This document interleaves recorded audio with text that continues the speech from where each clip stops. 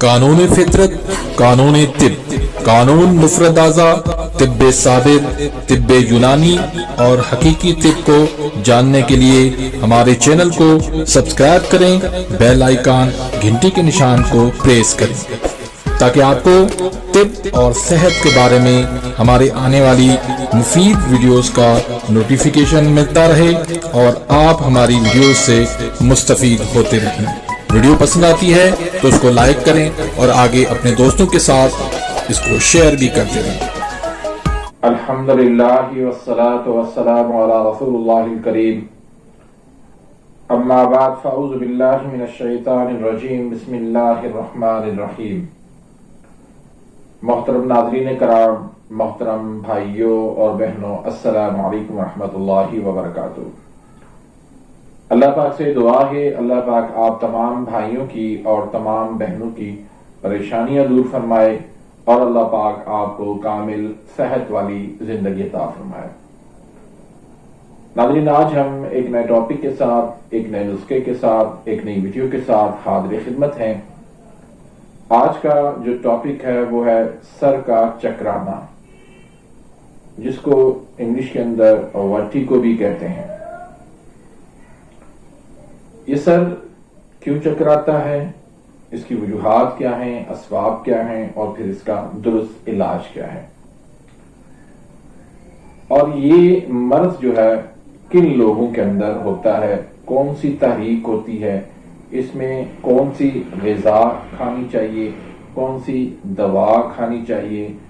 اور کون سی اس میں پرہیز کرنی چاہیے، یہ تمام تر تفصیلات آج کی اس ویڈیو میں آپ کو ملے گی۔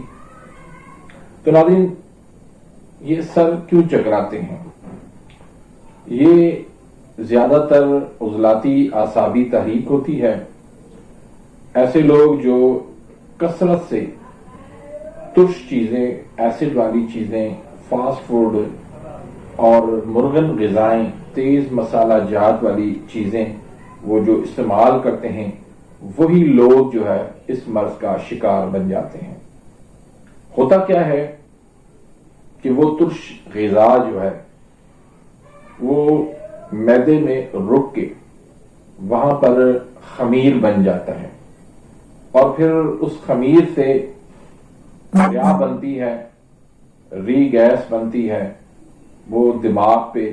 اثر انداز ہوتی ہے اور پھر اس سے بلڈ پریشر ہائی ہوتا ہے اور دل پہ اس پہ دباؤ بڑھتا ہے، جس کی وجہ سے دل کی جو شریانیں ہیں وہ تنگی محسوس کرتی ہیں، وہ تنگ ہو جاتی ہیں، وہ سکڑ جاتی ہیں، جس کی وجہ سے دل کو جو ہے وہ پریشر لگانا پڑتا ہے اور اس وجہ سے پھر دل پہ دباؤ کی وجہ سے، شریانوں کی سکیڑ کی وجہ سے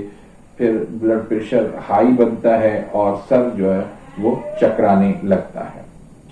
تو یہ مختصر جو اسباب ہیں، مختصر جو سبب ہیں، یہ ہیں۔ تو ایسی تمام تر غذائیں جو ریاح پیدا کرتی ہیں، گیس پیدا کرتی ہیں، باتی پن پیدا کرتی ہیں، ان تمام چیزوں سے پرہیز کرنا ہوگا۔ مثلا دہی، لسی، آلو، مٹر، گوبھی، بینگن، فاسٹ فوڈ جتنے بھی ہیں، تلی ہوئی چیزیں، تیز مسالہ جات، ان چیزوں سے پرہیز کرنا ہوگا۔ اس کے ساتھ ساتھ بھینس کا دودھ بھی جو ہے اس سے بھی پرہیز کرنا ہوگا۔ اور کون سی غذائیں اس میں مفید رہیں گی؟ اس میں مولی کھانا وہ مفید ہے، کالی مرچ جو ہے وہ سالن میں ڈال کے استعمال کرنا بہت اچھی چیز ہے۔ اس کے لیے ادرک جو ہے اس کا استعمال کثرت سے بہت شاندار اچھی چیز ہے، اور اس کے ساتھ بکرے کا گوشت کالی مرچ میں شوربے والا بنا کے اس کے لیے بہترین چیز ہے۔ اس کے علاوہ جو ہے وہ ڈرائی فروٹ جس میں بادام، کاجو، پستہ، یہ اس کے لیے بہت ہی شاندار چیزیں ہیں۔ تو اس کے ساتھ ساتھ شہد کا استعمال، کھجور کا استعمال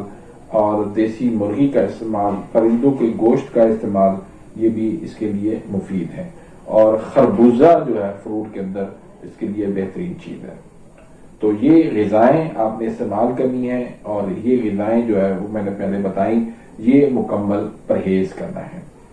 تو اس کے ساتھ ہمیں جو اس کا علاج کرنا ہے وہ مریض کا جو ہے وہ ری گیس،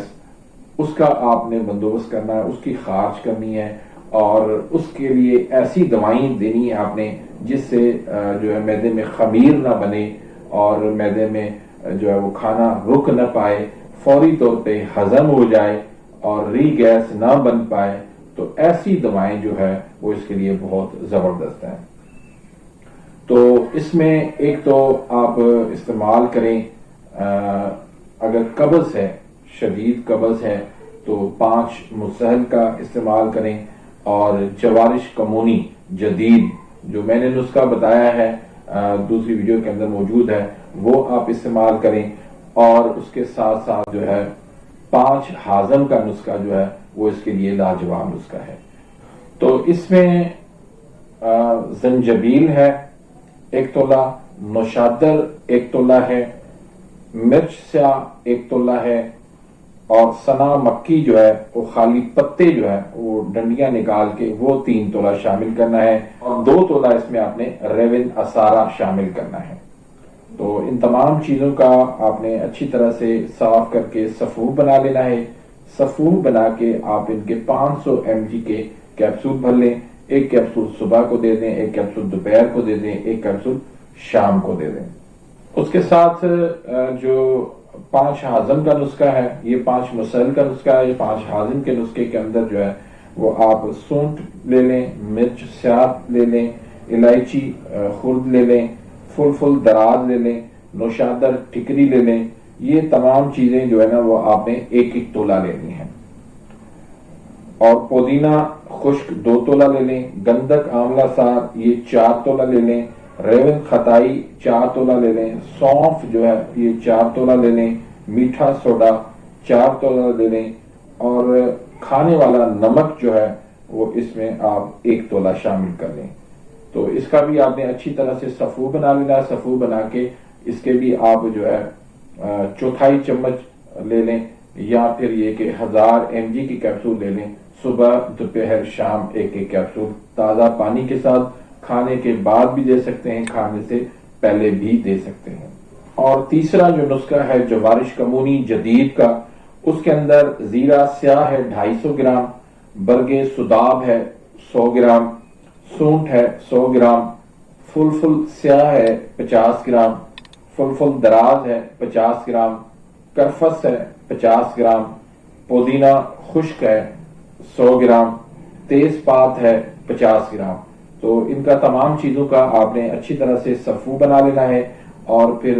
آپ نے چینی کا قوام بنا لینا ہے، یعنی چینی کا آپ نے شیرہ بنا کے اس کے اندر یہ تمام صفوف کو ملا کے آپ نے معجون بنا لینا ہے۔ آدھی چمچ صبح، آدھی چمچ دوپہر کو، آدھی چمچ شام کو تازہ پانی کے ساتھ کھانے سے پہلے آدھا گھنٹہ پہلے دے دیں، تو انشاءاللہ ری گیس بھی مریض کی خارج ہو جائے گی، معدہ بھی ان کا درست ہو جائے گا، قبض بھی ختم ہو جائے گی، پیٹ بھی اس کا نرم ہو جائے گا، اور چکر آنا بھی اس کے بند ہو جائیں گے۔ تو امید کرتا ہوں کہ آج کی اس ویڈیو سے، آج کے اس نسخے سے آپ مستفید ہوئے ہوں گے۔ ملتے ہیں انشاءاللہ نیکسٹ ویڈیو میں، تب تک کے لیے اجازت، اللہ حافظ۔